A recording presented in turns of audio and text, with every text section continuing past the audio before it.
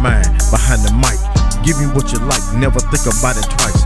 Coming with the real facts, and that's for real. Along with special guests, you know the deal. Label as the podcast, I stand on it. I'm all about my grind, cause my grind I be on it. That's what it's all about. When you're trying to be successful, you know what I'm saying? The solo show, yeah. Yeah.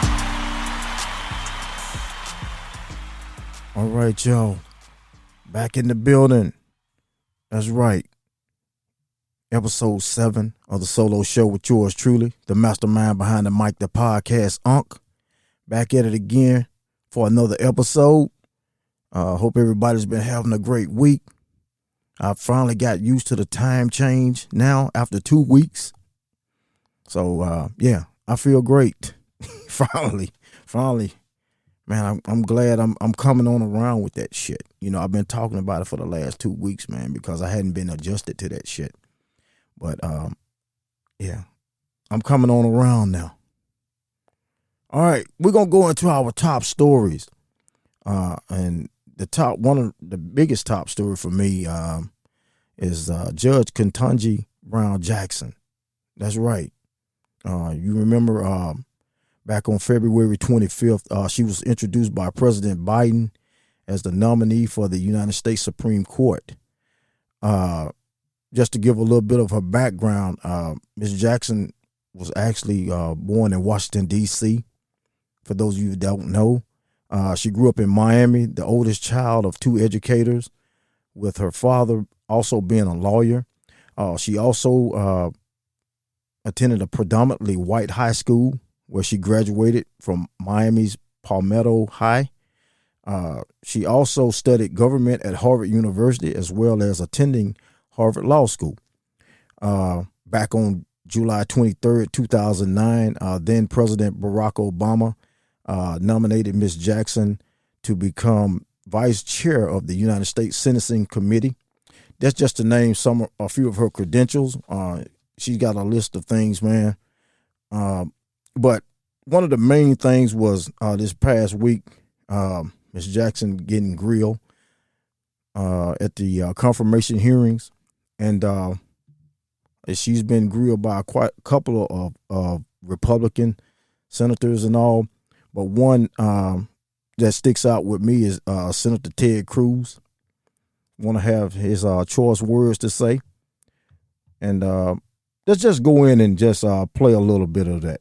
Earlier in the day, Republican Senator Ted Cruz tried to tie Judge Ketanji Brown Jackson to critical race theory. He asked about her role as a member of the Board of Trustees at the Georgetown Day School, listing books in the school's curriculum as he waved them in the air. They include How to Be an Anti-Racist by Ibram Kendi. They include literally stacks and stacks of books, and I'll tell you 2 of the ones that were most stunning. They include a book called Anti-Racist Baby by Ibram Kendi. And there are portions of this book that I find really quite remarkable. One portion of the book says babies are taught to be racist or anti-racist. There is no neutrality. Another portion of the book, they recommend to babies confess when being racist. Yeah, you hear that? Yeah, Senator Ted Cruz. Yeah, on critical race theory. The same guy that ran away from his state during the winter storm last year, back in February.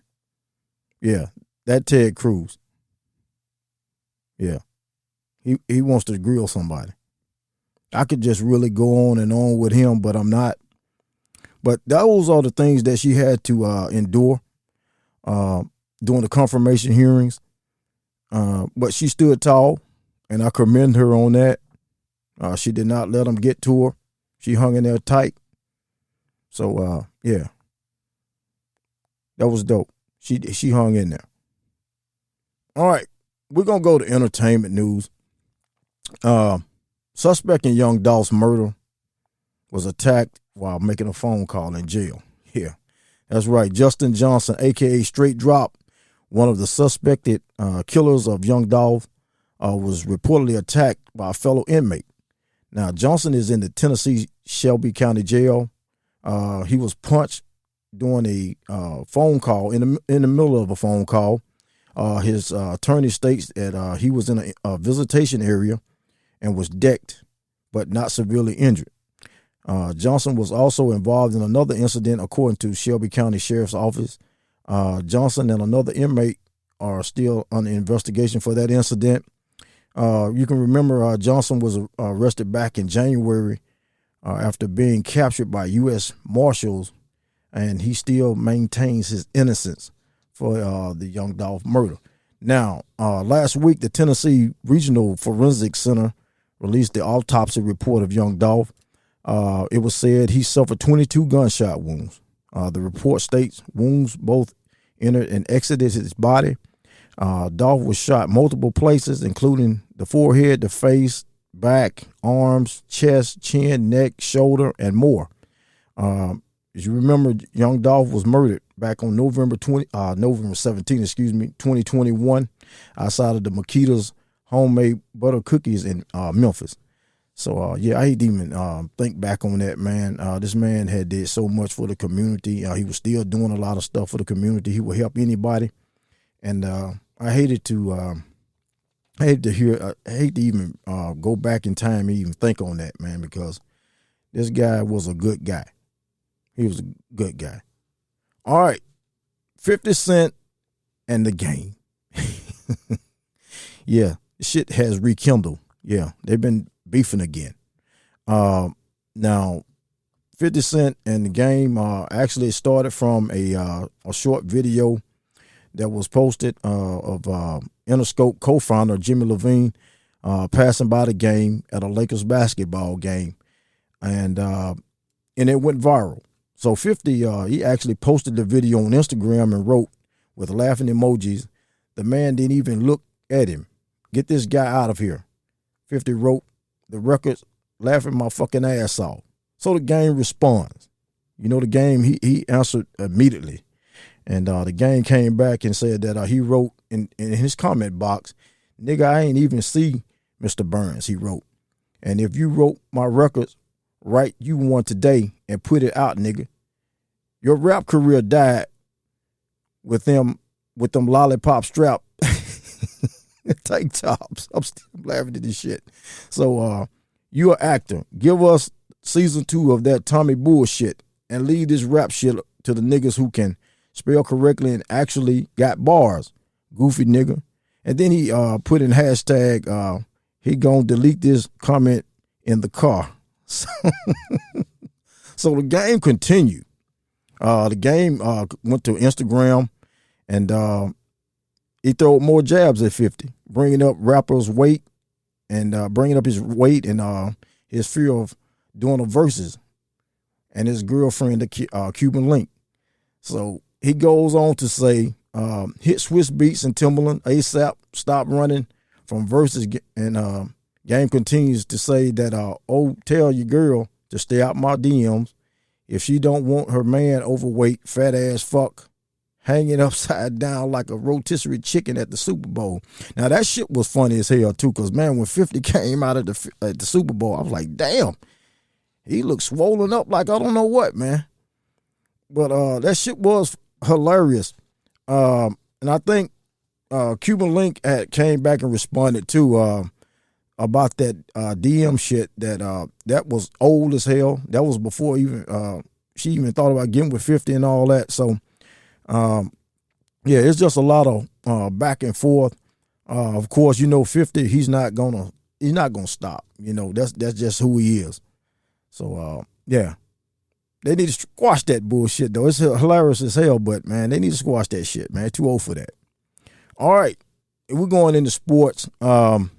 Last night or Saturday night, Villanova defeated Houston by a score of 50-44, and they're going to the Final Four. And, of course, Duke is in the Final Four with a victory over Arkansas, final score 78-69. Coach K is on his run. This is his last season being with Duke. So yeah, this would be something big if he could win the Final Four. Definitely. All right, NFL. This past Thursday, the Denver Broncos Stadium, firefighters had to extinguish a blaze that torched several rows of seats and a suite area at the Empower field at Mile High. The fire broke out on the fourth level of the stadium just after 2 p.m. and spread it to the third level, where it burned at least 6 rows of seats in two sections. In Section 2, firefighters quickly brought the blaze under control, but were trying to determine if it had spread to other areas of the stadium, which seats over 76,000 people. At least 100 people were attending an event on the second level, but the stadium was otherwise empty. About 75 firefighters was on the scene at the height of the blaze. No injuries were reported. So yeah, they had a big fire. I actually saw that. That wasn't the first time that ever happened. I think back in 2002 they had an incident where some guys was working there and the fire started. So that wasn't the first time. So in the NFL, since we're talking NFL, couple trades I want to touch on. Actually, one of the biggest trades, Tyreek Hill. Actually, he's now a Miami Dolphin now. Signed it's going to be a 4-year deal worth $120 million. He actually turned down my team, my Jets. Yeah, I'm going to talk about my Jets. He turned down my Jets, and I don't understand. He wanted to be back in Florida, so it turned out that it happened. But it would have been nice if we could have got him. Hey, Kansas City, man, is going to look totally different. They actually lost him, and then safety Tyrann Mathieu is a free agent now. He hadn't been in a rush to choose a team yet. And, of course, another trade, Matt Ryan traded to the Colts, Indianapolis Colts. So, that's another one. Now, Deshaun Watson is not going to be punished, according to the NFL, until the civil suits conclude. Watson has said his plans remain not to settle any civil lawsuits filed against him at this present time. Now, Watson recently, had criminal charges dropped against him for sexual misconduct by 22 women. So, he says he's gonna continue to fight. He's not gonna give up on that. So, hey, you got off the criminal charges, man. Of course, you probably can beat this too, man. Don't get out that money. All right, about to go to break, and we'll be back with more of the Jock Johnson podcast, the solo show, right at this time out.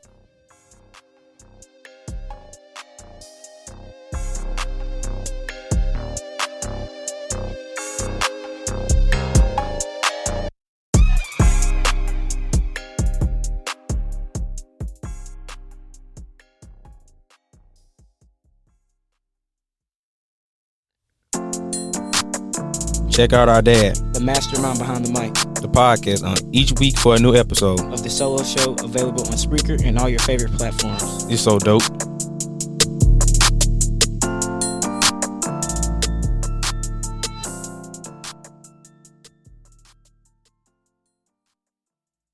Back with more of the Jock Johnson podcast solo show.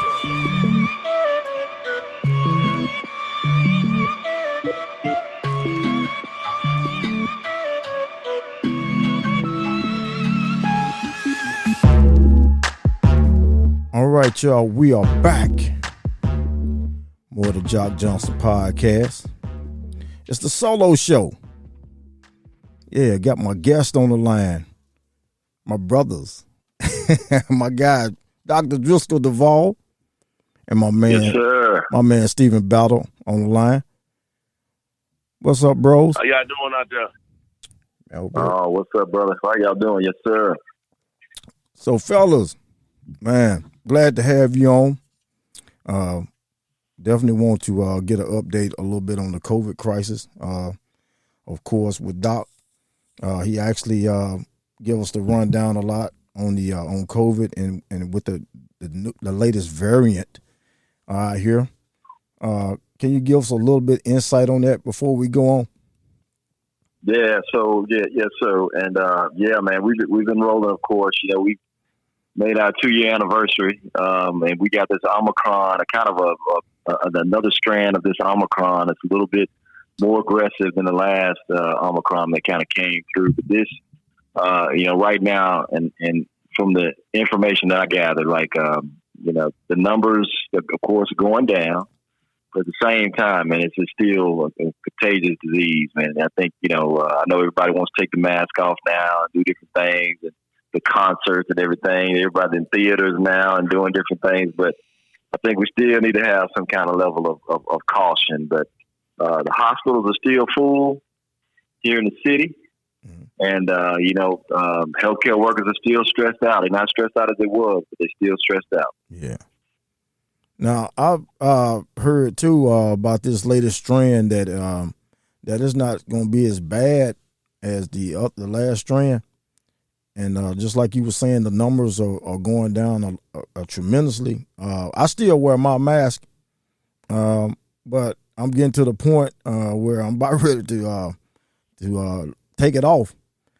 But I've been trying to hold out. I know, because everybody else is not wearing their mask now, and especially on the 9 to 5, they gave us that option now where we don't have to wear our mask, and a lot of people are not wearing them. But I'm still on caution just a little bit, but I am about ready to get rid of that mask, man. Yeah, man. It's to the point now you just really. Say what now? I said I haven't worn my mask in a minute, man. Just to be honest with you. Yeah, you don't go out the house. I don't really go anywhere like that. I'm in and out the store, you know what I'm saying? Like, I'm not going to the grocery store, but I'm just in and out of the little convenience stores and stuff like that, man. And then I'm not really out there in society like that, though. Yeah. Sure. Like I went to this event at Jackson State yesterday, like in the what's that? The auditorium, the Coliseum. Well, I guess the Coliseum was in the shoot, man. It was nobody had a mask on, man. But I think you get big groups, man. I just think it's still could be advised just to wear. But I mean, it's everybody's discretion at this point. But yeah. That's what I said about the 9 to 5 because I work, man. Where I work, hell, there's over almost 5,000 people. So a lot of people not wearing them, but I'm still on caution about it. I mean, it's tempting as hell, but I'm still kind of on edge with it right now. I say eventually I probably would kind of ease back. Plus, I'm looking at the numbers and all that shit too. I'm watching that, and the numbers that have gone down a lot. So I'm just waiting. Yeah, man. I think we all just waiting, bro, Jock. We all waiting. So I know it's hard, man. I see people still with them shields on. People, I don't know what the shield ever did for anybody. Yeah. Saw somebody with a shield on today. Yeah, damn shield on, man. That was the stupidest thing I thought about. I know, man. The mask at least cover your nose and your mouth. The shield is just something to just go down the front. You can't go around the side of the shield to get to your thing, man. I don't understand that. I know, man. Exactly. I was looking for a windshield wipe on that motherfucker, man. That's what I'm saying, brother. Exactly, man. Yeah, dog, man. There's a couple of legislators down. I remember when they first. I think we probably in the out. No, we were still. I don't know. We was probably in the alpha. I don't know if we was in that other strain, but I remember it was like a lot of them had them shields on. All them jokers got sick, man. It was amazing. Yeah. So the whole line of them jokers down at the Capitol got sick. Yeah. God, dog. Everybody wearing shields.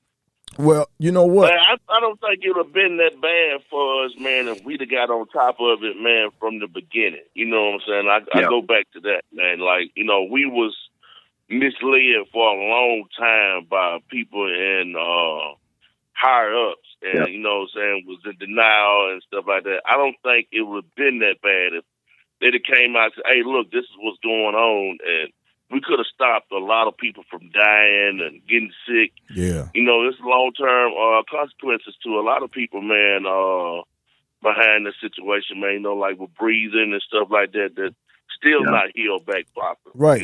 Stuff like that. Yeah, you're right, Steve. You know, we were just misled, man. And I go back to that, man. You know, we got the numbers up to high, but I think if Tricky Trump and the rest of them, man, would have did what they were supposed to do, man, we'd have been a better situation, man, instead of lying to the people, man. Yeah, Agent Orange.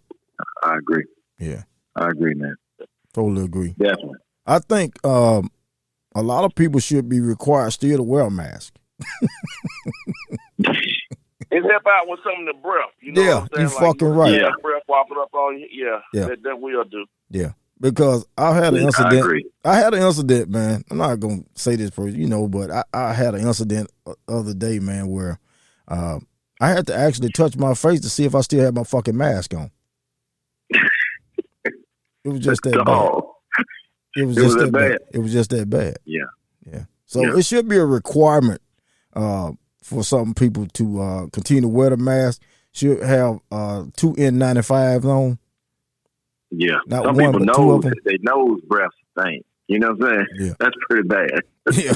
It's coming out your nose. It's coming out your nose. You know, I'm like, yeah. Wow. Shit was bad. It was horrible. Man, I was doing an interview one time, man. This person's breath was so bad, man. I was in there like, whoop, whoop. Mm-hmm. I was like, about to throw up. That's the ooh-wee, huh? That ooh-wee. Yeah, I was like, man, like, I know you got to smell this right here, man. Like, dude. You should be able to taste that shit. Open up the office door, and I was like, man, I had to cut it short. You know, like, I rushed through them questions and got up out of there, man. I told him I was really, man, I want to ask you a question, Doc, since I got you on the phone. When you smell people that's that bad, can that stuff get in your system, man? Because I believe so, man. I believe, like... Yeah, man. You know, some people have... Yeah. Some people got infections. That's infection. That's oral infections. Some people have oral infections, and they really need to treat those infections. So it's different conditions that definitely, man. You have people that have just severe bad breath and almost chronic bad breath. Yeah. You know, I don't mean no harm to say this, but some people, we need to take them like the guy that like that and to go out there in society and fuck the rest of our day up. Take them out back and shoot them up. Like, you need to go ahead on. Rid of them. I know. They back for real, society ain't good, man. Man, shoot, man. For real, Busty. But one thing I learned this pandemic, man, is your nose hairs get to tighten up on you. You know that's bad, man. Yeah. Crazy. But one thing I learned, man, from this whole thing, y'all can probably agree with this, man, is it's amazing how people don't value their life. Like all the conspiracy theories that came out there about this and that, and people refusing to do this and that, and you know, all the situations where you got people dying and just like, man, I mean, I know it's easy to say X, Y, Z, but come on, man. You know, at some point you just got to get with it. But some people have remained like steadfast. I'm not being moved, and I'm like, okay. And whatever they doing, I got a buddy of mine that said, man, I drink noni juice, I drink castor oil, I drink all this, and I ain't gotten it yet. I'm like, brother, you lucky. Yeah. Man, you know, a lot of people, man, was following, like I said, man, this brother, man, and they were listening to what he was saying, and he misled a lot of the poor people, shall I say, of a certain race. And he had them thinking that, you know, it wasn't real, and they're going around, man, this is just a conspiracy. You seen it, you know what I'm saying, all over the nation, man. It make the news, you know. Yeah. This ain't no... A lot of people, man, is followers, man. I read this book one time, man. It was saying 80% of the people in the world are followers and 20% are leaders. Yeah. But I think it's less than that. I think it's 90% people are followers and 10% are leaders. You know, just because people are misled or they don't think for themselves. You know what I'm saying? So it's easy to persuade people to think the wrong thing, man. That's what I really believe, man. I think the government do a good job of that. They do. Do a hell of a job. You're right. You nail it. Yep. Do a hell of a job. It's the vape, y'all. It's the vape. But yeah. Now back to the hygiene shit too. We actually, Steve and I had a bit of a conversation the other day about that kind of shit. And it's people, man, you know, need to take care of that shit, man. And venereal disease, getting these diseases too. Hell, people still getting diseases. Steve and I had this conversation about, catching diseases and all that shit, and spouses and significant others getting shit and taking it back home and passing it around, and that's how shit gets generated with all this shit out here. Doctor, man, this shit is funny in a sense, but have you ever had a venereal disease? I hadn't had one, but I've been blessed, man. Because I hear these stories. I hear these. I ain't gonna lie to you. I had, man ain't not gonna come on this doggone radio. But no, I asked him. You know what? I asked him that shit. I asked him that shit because we hear it a lot. We've heard it a lot. I've heard it a lot. Shoot, oh man, shoot. Hey, the way these jokers is now, man, people be straight up out. Yeah, I've had 5 of them. No, man. Yeah, that motherfucker. Man, I had a conversation with a guy, man. We call him HT, man. His roommate had a friend that came over one time. I was telling this story one time, and the guy was he thought it was so funny, man, that him and his girl were having sex, and they kept passing chlamydia back and forth. He'll go get taken care of, but he done gave it to her. So he'll go back and mess with her. She didn't go take care. He said, man, like we just kept giving to her. He thought that was funny. You know what I'm saying? To me, I thought that was a sickness. You know what I'm saying? That was really in the mind of the human being. And I was amazed. Yeah. At this young brother, man, on how he was telling this story like it was something to be told. Mm-hmm. And I just asked him, man, I was like, man, so when is enough is enough? Mm-hmm. And he looked at me, and he really didn't have any question for that. Yeah. No answer for that question. And I just couldn't understand, like, when is enough is enough. Mm-hmm. Like, brother, like, dude, after the first time, man, some sign need to say, you need to wrap it up. Yeah. Like, what's going on, man? Like, people out here, man, just going raw and all that type of stuff, man. We need to go back to start talking to these kids, man. Let them know, man, this ain't what it is. Like, dude. I agree. Yeah.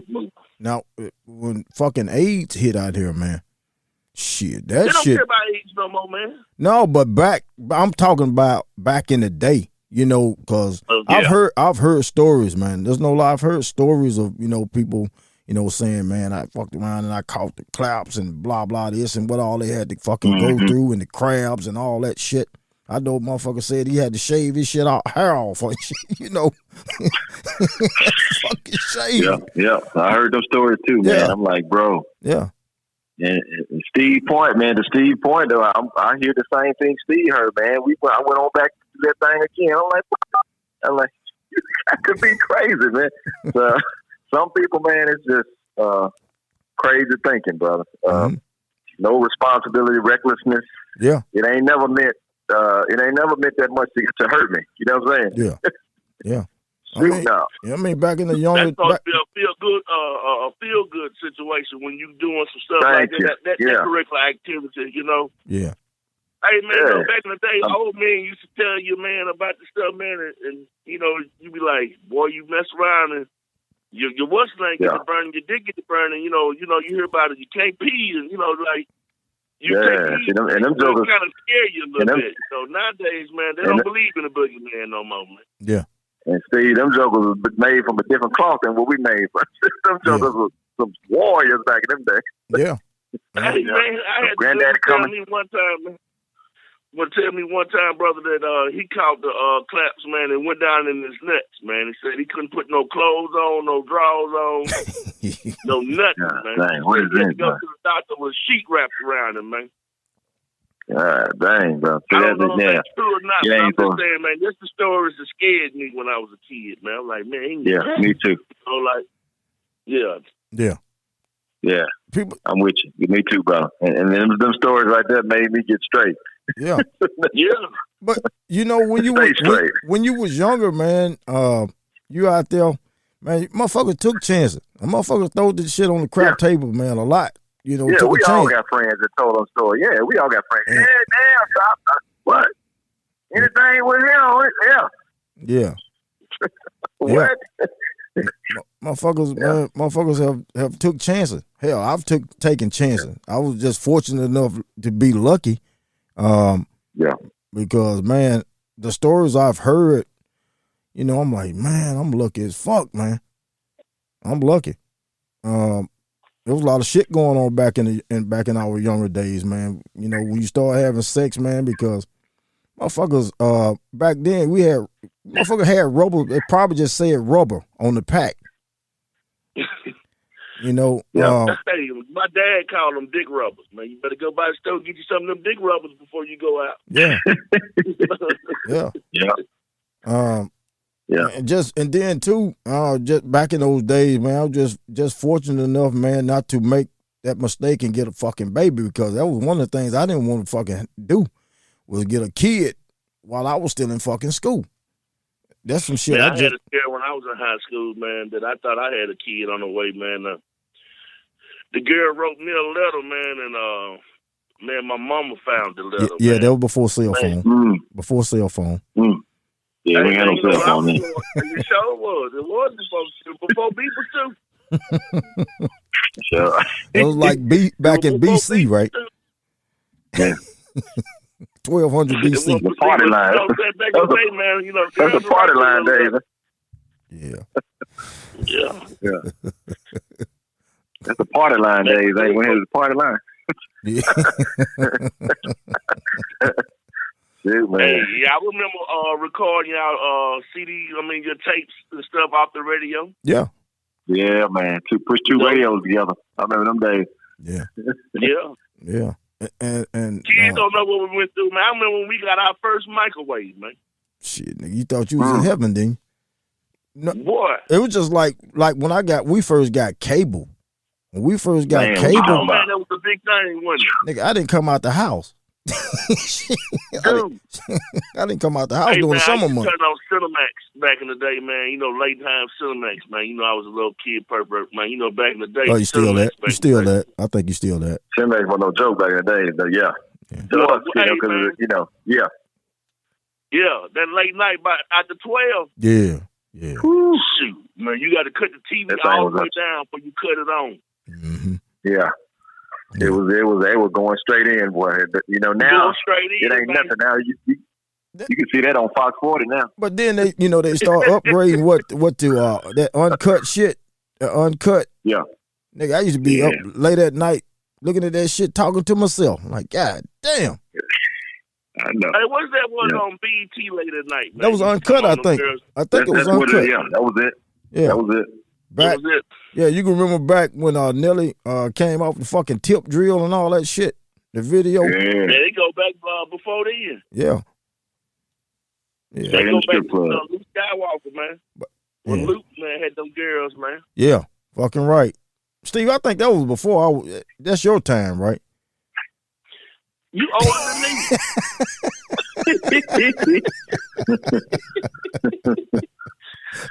I had to fuck with man, you, man. You gotta go. Hey, man, when Luke came out, man, your parents didn't want you to listen to Luke for nothing in the world. No. Man, they you did. could not bring that music in this house. Yeah. No, you couldn't, brother. You're right. Not for to bring that up in here, man. Yeah. Definitely, man. Shit, back in them Luke days. And then, too, you know, I'm going to go to rap music. My all-time favorite rapper, of course, is Too Short. I used to have to sneak and listen to that shit. Nigga had the Walkman and all that. Used to have to put the Walkman, the headphones on, man. I was sneaking and listening to that shit. And just to think back, I'm like, damn, here we are, 2022, and that shit was like in the fucking 80s, man. 87. Yeah. Yeah. Fucking 80s, dude. Yes, sir. Man, my all-time song for him is Freaky Tales, man. That shit right there. When it come on, that's the hardest intro. Yeah, I was. I think I'm a player. But I think I'm a player, mate. Yeah. Now that's my number two. That's my number two. Now my number one was cuss words, and I learned that whole motherfucking song, man. I learned bet you didn't sing it in the house. No, I didn't. To myself. To myself. Yeah. Yeah. That shit to myself, man. Shit. But those were the days, man. You look at it now, compare it back then, it's totally different, of course. Yeah, man. I think one of the fucked up things that ever happened, which was in a sense is good, but the cell phone, man, look, I can't do shit without my cell phone. I gotta have that motherfucker, man. Man, how many numbers you used to remember back in the day, man, in your head? I think cell phone made us dumber, man, to be honest with you. Yeah. I remember, think so man, too, I man. at least knew over 100-something telephone numbers in my head, man. Yeah. You know, I you got to agree. think about it. And Your grandmama, your aunts, your uncles, your cousins, Yeah, even girls, your friends. yeah, I was freaking to say the you know, females. the school. The females, because, Yeah, back in the day. Female, yeah. Like You had like 4 of them in your your mom's head. job, your dad's job. Yeah. You know, your Yeah. auntie's job. You know, all them numbers in your head, man. Sure did. Especially the females, man, because, back then, too, they used to write the number in your hand.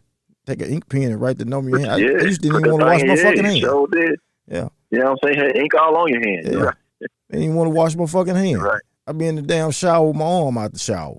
Keep getting my hand wet. Mm-hmm. But now you don't know your mama phone number almost, so you got to go into your phone and find it. Yeah. Man, luckily, my mama had the same number, man, for probably 40, 50 years, man. So I know. that's Yeah, a good thing. Yeah. Yeah. There's a couple people I know that been had the same number forever. Yeah. Forever, man. Motherfuckers some people still got house phone. Cell phones took over, and a lot of people got away from the house phone. Yeah, a lot of people got away from the house phone, man. Oh, they just got internet now. And that was a big thing, too, when the internet shit came out. I think that every house should have a house phone due to the fact that it's like when the cell towers and shit go down, Right. man, or Right. emergency, something like that. You know, you can at least pick up the house phone Yeah. and call somebody and tell them, hey, man, this is what's going on. But if you ain't got nothing but like the internet phone or the cell phone, when it go down, you go down, man. Cell phones fucked everything up. It fucked that house phone shit up, They man. did. It did. And, just like, it's just basically a fucking miniature computer because we do everything on it. It is a computer. Yeah. We take care of business and all that shit on it. So, yeah, the cell phone really changed the game.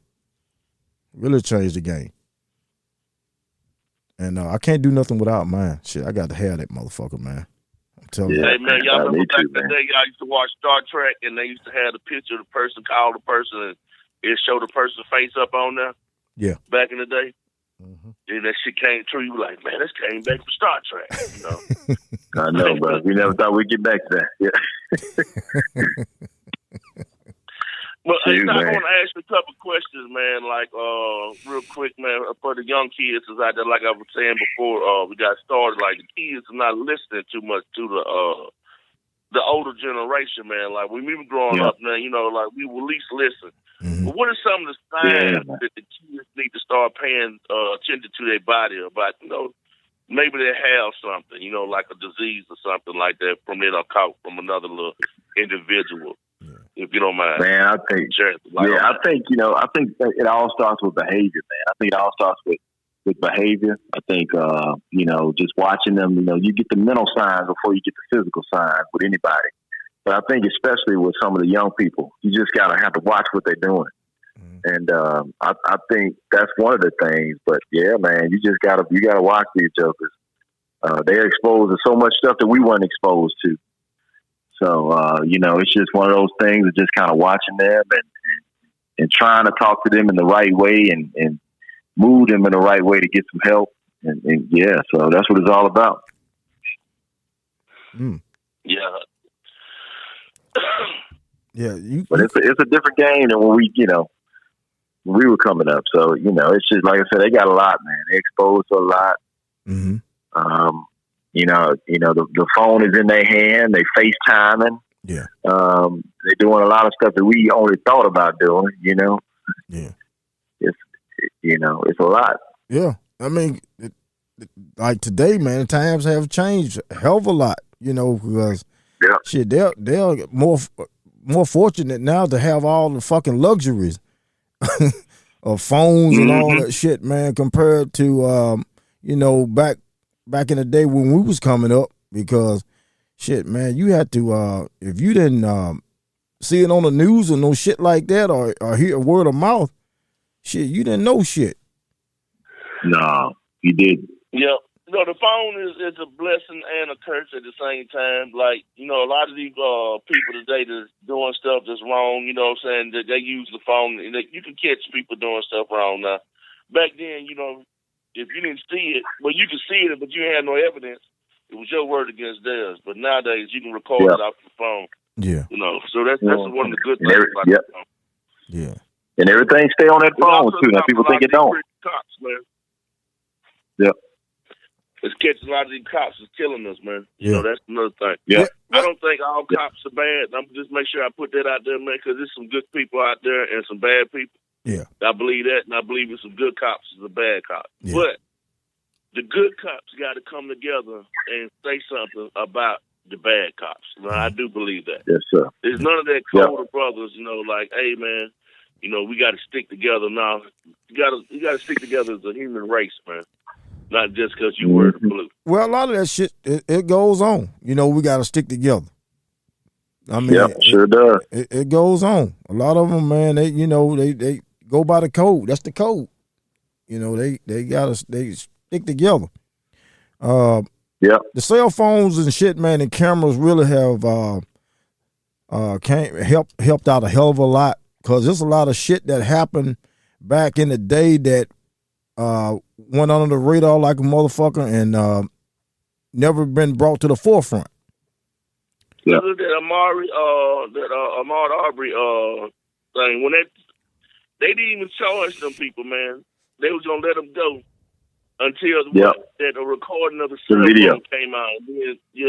Once they came out, they were like, "Oh man, they killed this guy. This wasn't no self-defense or stand your ground and nothing like that. This guy was murdered, man. He was stalked down and killed. He was trapped and was murdered, man. Yeah. So that's one of the good things about the cell phone that I believe is happening right there. And then that thing about they recorded with George Floyd. Yeah. But it was 9 minutes. How many minutes was it? Yeah. Yeah, 9 minutes. 9 minutes. Over 9 minutes, wasn't it? Yeah. Yeah, it was something like that. I want to quote wrong, but that's a long time, man. If you hold your breath for a minute, man, that's a pretty good time. But you think about, man, someone choking you, it's almost like a boa constrictor, anaconda, man. On top of you, squeezing you, and then every time you take a breath, man, it just gets tighter and tighter and tighter and tighter until your heart stops. That's basically what happened. I'm quoting that wrong, Doc? That's right. I mean, you're saying it right, man.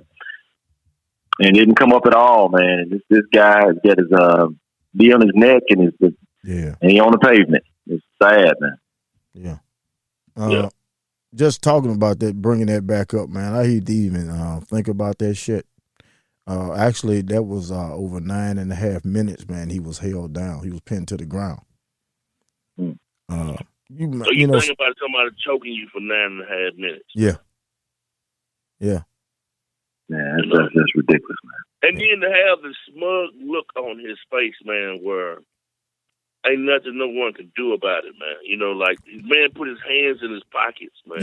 Yeah. That's what really fucked me up. He's sitting there and you really trying to apply more pressure, putting his hands in his pocket and pushing down more on this man's neck. And people holler like, please, you're choking the guy. Let him get off of him. Yeah. And they just like, nothing. And the two other officers that were there, nothing. No. What got me was one of the guys, man, he was interviewed after it happened, and he said he feels so ashamed that he sit there and allowed that to happen. He said, I should have did something. Yeah. And, he said he had been having bad nightmares about that, man, because like it's something I could have just rushed over there and stopped it, or something I could have did something. You know what I'm saying? And I looked at that, man, and when I first saw it, I was like, man, instead of everybody saying, man, stop, why didn't they just rush over there? Yeah. and just got them up. You know, like taking initiative, man. Like we so trained today, man, in society, man. Like we so scared that if we do something that, you know what I'm saying, it's gonna be a bad reaction to it, or you're gonna get in trouble. But sometimes you got to step up, man, for your people, man. I think and take that sacrifice. I think motherfuckers, people were scared that they might end up getting shot themselves. Yeah. That's what that was. Yeah. So I actually talked to my cousin today. Yeah, I talked to my cousin. He's from that area. He's up there from Minneapolis. And I asked him, I said, man, what's going on in Minneapolis? Because Minneapolis got a lot of stuff. I mean, this is multiple incidences of situations like that. He said, man, it's just a terrible, distrust between the police and the black society, man. And this is the way it is. He said, Minneapolis and Minnesota is like Mississippi with resources. Mm-hmm. He said you got communities up there that don't have a lot of black people, or the black people up there, the majority of them are from a lower standard of living, and they're looked down upon, and they kind of thought of as being just poor and not contributing to society. So you got police who automatically gonna turn against them, and they're going down the street on horseback, doing whatever they can to terrorize these people, man. I said, come on, bro. Yeah. You got to be kidding. Yeah. I think we need to go back, man. Like when I was growing up, man, we had like officers that stayed in our neighborhood, man. You know, like Lewis Tillman was an officer. He stayed in our neighborhood, man. Chief White. You know, like these officers live where they police at. Mm-hmm. I think if you're a new rookie police officer, and you going on to the job, whatever neighborhood that you're going to police, you and your family should live in that neighborhood. Yeah. You know, I think that should give you and your family a good, what you call a good look into what the lives are of the people that you're supposed to be defending, right? Yeah. Instead of going to the farm and looking down upon. Yeah. So if you got I think it's a mandatory. I think mandatory psychological assessment. Yeah, go ahead. Go ahead, Doc. I think a mandatory psychological assessment needs to be happening too, man. I think at some period, I don't know if it's annual or something, they need to have some kind of psychological training. Yeah. And then it would do more than just for the police to see how we live. It'll also help bring resources to the neighborhood, right? See, the poor neighborhoods get the less of the resources because nothing really being built in that neighborhood. Mm-hmm. They take all the resources from the bank and put into that. You take the money in that neighborhood and resource it out to the white neighborhoods or to well-off-to-do neighborhoods. Yeah. See, but if you got people that live in there, that's mandatory to live in that neighborhood, then the resources can come back. Because you better believe little Jody and their mom and dad are going to want to make sure they got the best education, right? Yeah. So they're going to make sure that they get some of the resources that's coming into there. So there's a lot of things that can come from that. Yeah. You know, just me personally, man, on how I look at the outlook of things, man, on outcome of things, man, on how it affects us and our society, man. Like, you know, we can't relate to how someone that's got millions of dollars live, man, because we ain't never had that, right? Mm-hmm. But if they look at how we live on a day-to-day basis, man, how we live from foot to mouth, as we call, man, and how we make it, man, maybe we can get some more resources in the neighborhood and maybe have some more compassion for these people, man. Yeah. Because a lot of times, man, these kids are doing something like stealing from the store. It's not stealing for just to steal. It's stealing to eat, man, to survive, man. Mm-hmm. Yeah. Really, right. Yeah. Man, today, man, I actually I was watching the TV, man, and Matter of Fact came on. I was actually fixing to turn the television when it came on, and they said Jackson, Mississippi. You know, this is where we at. This is our area.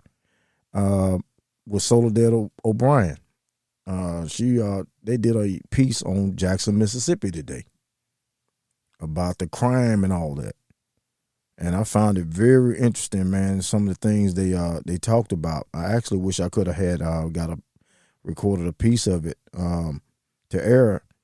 But man, it's real around here, man. It's definitely real, man, with crime and all, and the murders and all. It's totally out of control. And the police, police department is understaffed. They don't have enough police officers. And I think a lot of it, man, they got to pay these officers too, man. They do, bro. They got to pay them. They got to pay them, man. I mean, it's terrible, man. When did we go wrong with our young people, man? When did we lose the respect levels from the older generation to the younger generations, man? Is it when the grandmamas and the aunts came off the porch and no longer sat out on the porch no more? Or is it when we took discipline out of the schools? Or when we took the discipline out of households, man, where, you couldn't discipline your kids some more? Yeah. When did we lose the respect level, man, where these kids out here don't fear anything no more? I think it's a combination of that. Yeah, it is, man. Yeah. Especially from home. This shit starts at home, man. Now you can't put your hand on kids before they want to be on your ass about, discipline your own child. Back in the day, hey, you fucked up, you got your ass beat, man. And the generations have definitely changed because you can see, all right, from where we grew up at and like now, because when parents try to discipline their kids now, the first thing I've known some kids say, I'm gonna tell the police, I'm calling the cops. And I ain't never say that growing up. No, that's what I'm saying. You know the difference. You know the difference now. It's a difference. Right. It's a difference now. A hell of a big difference. You got your ass beat back then, man. You even looked the wrong way. I know when I was growing up, you even looked the fucking wrong way. Your ass gonna catch the fade. You know what I'm saying? You gonna get it. Man, what you talking about? Something wrong, not to say that it gonna stop me from doing something, man. It made me think. If I go in here and do what they doing, I know that I'm gonna get an ass whooping for this. Mm-hmm. Yeah. I mean, with my buddies, man, they went in this place called Big Bayou, man. They went in to steal, man, and man, I didn't go in there, man, because I knew if my mama got caught from her job, because I got caught stealing in a store, that wasn't a regular ass whooping. That was a special ass whooping. Yeah, damn near murder. Damn near murder. I had to leave my job. Yeah, man. I just fucking stealing. Yeah. It made me think, man. You know what I'm saying? Like, I know that it's not wrong. I don't believe in beating a child, but I do believe in disciplining a child. Yeah. You know what I'm saying? Yeah. I'd rather for me to whip them before the police to start beating on them. You know what I'm saying? Because now they're talking to the police like this man is in an authority situation. I'm not saying that he's right or wrong, but I teach my kids, man, just listen to this motherfucker. Come home safe, and then we'll handle the rest of from the court situation. Like, we'll get a lawyer from that. Yeah. But as far as telling my kids go out here, oh, man, you ain't got the right to do this, and argue with him and stuff like that. Yeah. Shoot, no. My brother's at home safe than in the grave talking about he was a brave person standing up for his right, man. Mm-hmm. Yeah. I don't know about y'all, man. I don't believe in all that macho man shit when it comes to, your life, man. No. No, bro. No. I talk to my kids about that. Yeah. Listen to what they say. Yeah. And come on home, and then we'll handle it from there. Yeah. Yeah. Yeah. That's the way I've been teaching that now. John, we talk about it. Son got his license, mine working on his. Yeah. And daughter got hers. We go through the scenario. Just do what you got to do. Give them what you got to give them. Yeah. Give me a call if you can, but don't be reaching and doing all this. You know how to reach for stuff. Yeah. And we ain't doing none of that. I'm gonna handle the situation. So it's gonna work out. Just talked about that shit, man. Last episode too about complying. You out here driving. I got a 17-year-old. He's driving now, and they want a reason. Yeah, and then I talked to him about that. I make sure he got his insurance card and all that shit right there. So just in case you get stopped, you comply to him by yes sir, no ma'am, or no yes ma'am, or whatever.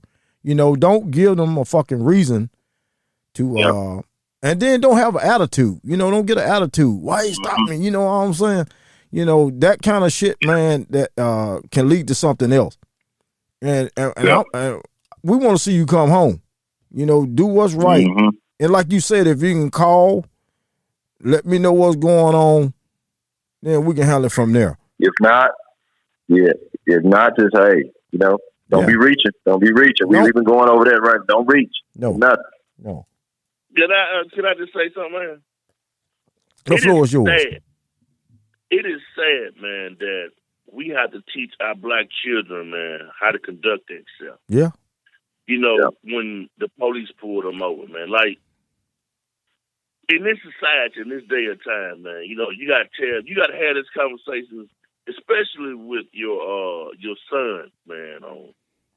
When the police come up to you, man, they supposed to be your friend, right? This is how you conduct yourself. You know, it's almost like the 1950s and the 60s when the older people used to tell the younger people, step off the sidewalk when the white person comes. Never look them in the eyes when they talk. You know, always hold your head down. And it's almost the same thing to me, man, which is, it turns my stomach to think that we have to do that, man. You know, we say we won't do a lot of things, man. Yeah. But when it comes to our kids to keep them safe, man, we'll do damn anything for them, won't we? Yeah. Yeah. You gonna do just about anything for them, shit. And the sad thing about it, I was going to work about 2 or 3 weeks ago, man. And the car got pulled over in front of me. And, you know, they pulled into the little donut parking lot. They didn't look like us. You know, so you can imagine. Joker jumped out the car to come to the police car. Damn. To question the police about stopping. I said, what the heck is this? But what if that had been us? That'd have been one of us. Ooh. Broad daylight he would have got it. Hey, man. It's broad daylight, see. This in the morning. Hey, I would have told you, man, to pull over and start recording because you know it's going to be coming time. Yeah. That'd have been one of us. Don't tell like, why are you stopping me? That, man. Yeah, man. That's sad, though. It is sad, man. Now, that's what I'm telling you, man. It hurts your heart, man. You know, that it always reminds me, man, of back in the day, man, that, you know, your great-grandparents probably talking to your grandparents about, don't look them in the eye. You know, hold your head down when you talk to. Yes, sir, no, sir. Yeah. If they're coming down the sidewalk, step off the sidewalk. Yeah. You know, that shit it hurts you. Now you got to have a kid with your son. When the police pull you over, have all your information together, man. Don't reach. Yeah. You know, yes, sir, no, sir. Yes, ma'am, no, ma'am. Yeah. You know what I'm saying? Just put on this dance for them just for you to come home. Yeah. It's the same shit. Just put in a different packaging, man. Yeah. And it's just amazing, you know. So we used to say, man, I would never have my kid to do that. But now you look at it, man, you got to have a conversation with your kid about the police, man. Yeah. And it's the same shit, man. Yeah. You got to. And they are terrified too. Yeah. It's sad, man. At this day and age, we still. And the police are supposed to be able to help you. They're supposed to protect and serve, man. Like I said, and think about it our time. Think about our time. And when we were coming up, I remember almost getting a ticket the day I graduated. My thing was like, man, I'm getting a ticket. Mm-hmm. When thinking about my life, right? So it's just it's totally different. It's sad, man. You're right. It's sad they're like, oh man, I gotta watch. Something might happen to me today. Yeah. Being pulled over by the police. It's sad, man. Man, back then, man, you could ride 4 and 5 deep in the car, man. I mean, I'm just saying this because that's what the fuck we did. I had one friend that had a car, and shit, we was deep in that motherfucker, riding, and the police wouldn't fuck with you. They see a motherfucking car loaded. They know a car loaded out. I mean, look at the back of that motherfucker squatted down. They know some weight in that bitch. Yeah. But still, they didn't fuck with you. Growing up in Jackson, man, in Jackson, Mississippi, all the police looked like me. Mm-hmm. In Jackson, Mississippi, back in the 80s, in the early 90s, man, they was predominantly black, man. Yeah. Man, I remember, man, getting pulled over, man, and I had a flat tire, and the police helped me change my tire, man. Mm-hmm. I didn't have no worries back then because they all lived in my neighborhoods, like I said, man. They all look like me. Yeah. Now times have changed, man. People coming from other cities surrounding areas and policing us, but they scared of us. Yeah. And it's also how we portray the movies, man. It's hard to see a good Bill Cosby setting for us on TV shows, man. Yeah. Pretty much days, man. They always got us as a man that's cheating, stealing, raping, gang banging. You know what I'm saying? That's how we portrayed in the TV, man. We got to start controlling our narratives too, man. Yeah. On how we look for them. Yeah. We got to start showing our kids, man, how men supposed to act. Mm-hmm. And how they supposed to take care of their family, man. Yep. How they care. We got to get back to the basics, man. We got to wait from the basics, man. Yeah. Definitely got to do that. Definitely got to do that shit, man. Yeah. So yeah, totally different time now. Totally different time, man. I mean, it's sad that we have to, as you were saying, man, coach our kids pretty much. What they got to do to try to come home. We got them out here. I got a 17-year-old out here driving. Actually, I got 3 sons that's driving, and we have to, tell them, what to do, man. As far as just in case you get stopped by the cops, because you got those cops out there that's probably got bullied when they was growing up, and they want to throw their weight around. Try to definitely make a name for themselves. And, it's sad that we had to go through that, man, here in 2022.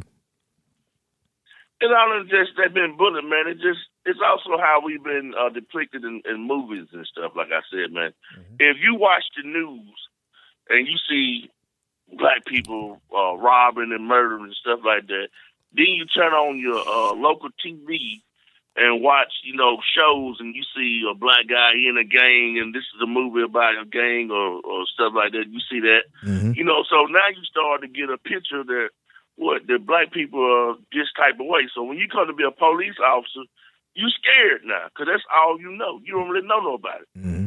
You know what I'm saying? Yeah.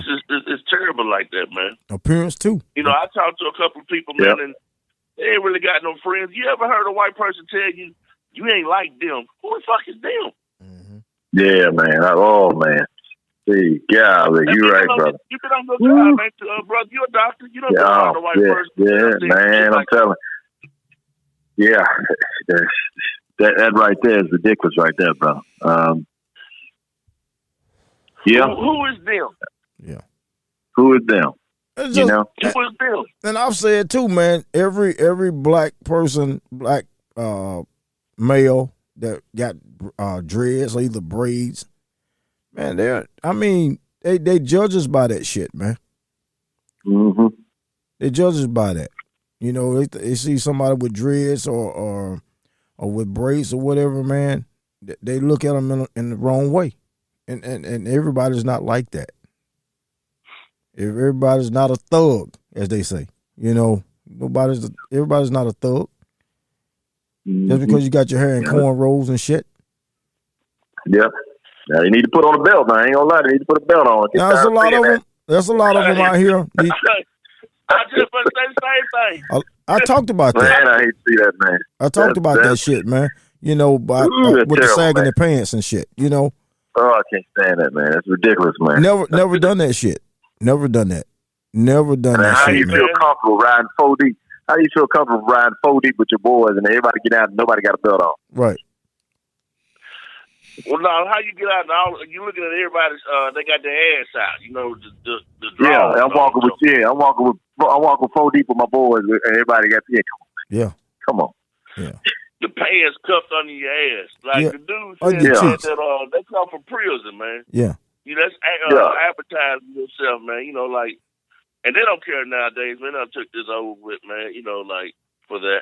Yeah. But you can't go to no job interview with your doggone pants pulled down, man, like that. You can't go to a job site like that, man, because the first thing you go to them folks' jobs and you got your damn ass poked out, hey, I don't want him back out here no more. Yeah. Get him out of here. Yeah. And the thing is, you got to constantly be pulling your pants up, man. Dude, come on, man. You know what I'm saying? Motherfuckers you got one arm, you got your right arm. You can't do nothing but you walk 5 steps and pulling up.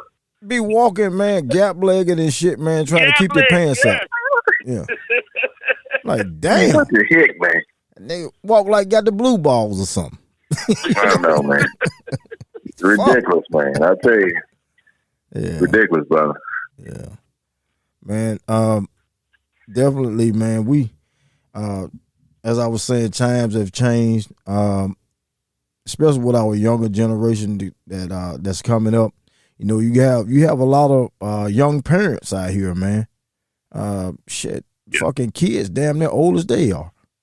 You know, and if they wasn't raised in the proper way, how the fuck you expect them to raise that kid the right way?